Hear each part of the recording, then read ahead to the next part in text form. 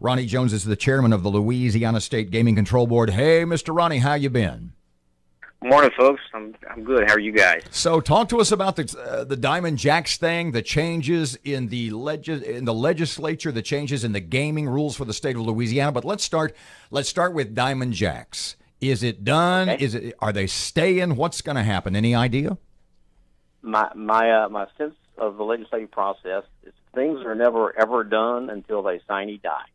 I do know that there's a companion bill to Senator Wright's bill that failed on the floor of the Senate last night, and it's on the House side. And I pulled up the agenda this morning for House committees, and it appears that Steve Pugh, Representative Steve Pugh, who's from Tangipahoa Parish, his companion bill is now on the agenda for House Administration of Criminal Justice to be heard today. So it's basically Diamond Jacks to Tangipahoa Parish 2.0. Is that basically what that one is? That's a great characterization. That's exactly what it is. Go ahead. I'm sorry. If that does not pass, Diamond Jacks could still move to other areas that allow gambling. Correct?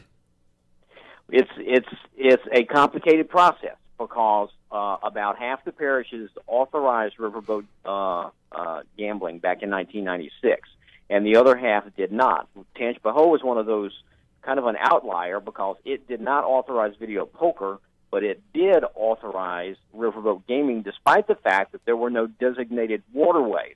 So it's like dominoes. You have to have a designated waterway. If the parish hasn't previously authorized riverboat gaming, they have to do that as well.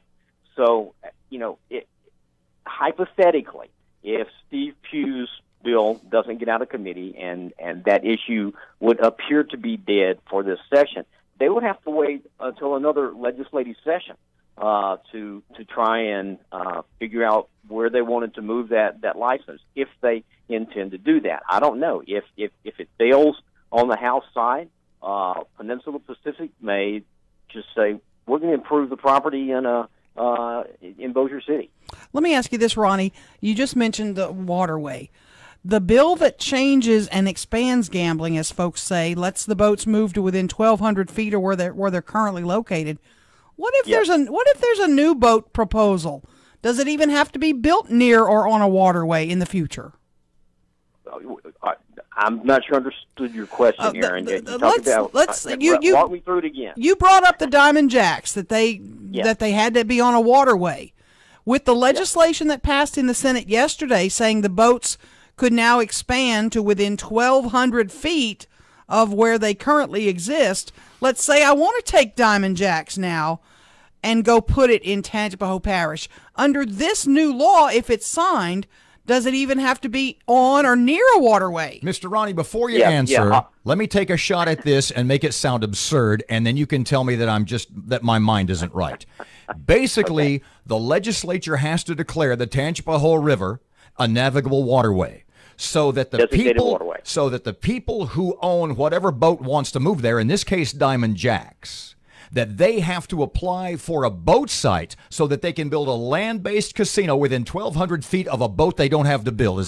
Do I have that right? That's correct. Thank you. That's absolutely. The Gaming Control Board still has to authorize a berthing site. That is a physical, finite location that is on a waterway that's been designated by the legislature that's legal for having gambling. All right, so they can move 1,200 feet in onto land from that designated berthing site, but they are still legally tethered to a designated waterway. The fact that my little tale there got chuckles from both of you sort of dovetails perfectly into the next question. Have we in Louisiana, and we've talked about this before, and you've made this point, have we in Louisiana painted ourselves legislatively into such a corner when it comes to gambling and gambling expansion and boat sites, etc., that when it comes to competing with the mega casinos in Oklahoma, we've just kind of screwed ourselves? I don't want to use the same characterization you did, but let me just say that the task force listened for 17 months to CEOs, chambers of commerce, economic development folks, all the state entities involved in gaming regulation, and the consensus was even though Louisiana has the third or fourth largest commercial gaming market in the country, it is soon to be lagging behind competitively Oklahoma and Mississippi. And if this is truly about economic development and creating jobs and putting people to work, then some changes are essential. And the task force believes that at least the conservative start is to permit development on land. And that's what Senator John's bill does. And it does away with a 30,000 square foot limit. And it is based on gambling seats, slot machine. What do you anticipate the size would change to? Is this going to double the size of our boats? Give me kind of a hint. No, it depends on its gaming position. And that was done simply because of the changes in available gaming technology. Some of these riverboats have low ceilings.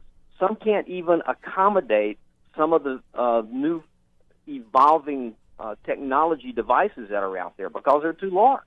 And if you put in a 4-console Britney Spears, slot device, you have to take out, the footprint where you would have 12 or 15 traditional slots. That's the trade-off. Now this would involve gambling seats. Does that that include? They call them gaming positions. That would be a position at a craps table. That'd be a seat at a blackjack table, a seat at a poker table, and it's going to be up to state police, the Attorney General's office, working with the board to craft the rules and regulations that define how we count those spaces. But the bulk will be a seat at a slot machine. Is a gaming position. Let me ask you this, Ronnie. You told us those Oklahoma casinos, some of them are 500,000 square feet. This is making ours bigger, but if we really want to compete with Oklahoma, is this just a drop in the bucket? This was, we admit this is a conservative approach to changes, but if any of you listened to the debate last night, it barely got out. Some of the folks from North Louisiana were offended that this was an expansion of gaming. So anything that the task force recommended that was more radical than this very conservative recommendation, it probably wouldn't have made it out of committee, let alone to the Senate floor or the House floor. So let me jump the gun here. One more question, we'll let you go. So in your mind, there are legislators from this area who, if it were up to them, gaming would just wither away and die. There are senators from North Louisiana who were opposed to this bill and opposed because they saw it as an expansion of gaming. And, we respect that opinion.